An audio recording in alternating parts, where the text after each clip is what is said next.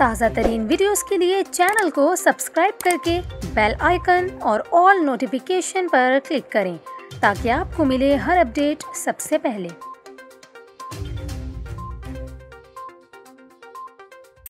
और अभी आपको बताएं, महकमा मौसमियात के चीफ मेट्रोलॉजिस्ट सरदार सरफराज ने कराची में तेज़ गर्द आलूद हवाएं चलने से मुताल्लिक वजाहत की है। महकमा मौसमियात के मुताबिक कराची में इस वक्त 35 किलोमीटर फी घंटा की रफ्तार से तेज़ गर्द आलूद हवाएं चल रही हैं। सरदार सरफराज का इस हवाले से बताना है कि शहर में तेज़ गर्द आलूद हवाएं आज शाम तक चलने का इम्कान है, जबकि हवाएं 40 से 45 किलोमीटर फी घंटा की रफ्तार से चल सकती हैं और हवाओं के झक्कड़ की रफ्तार 50 किलोमीटर फी घंटा तक भी जा सकती है।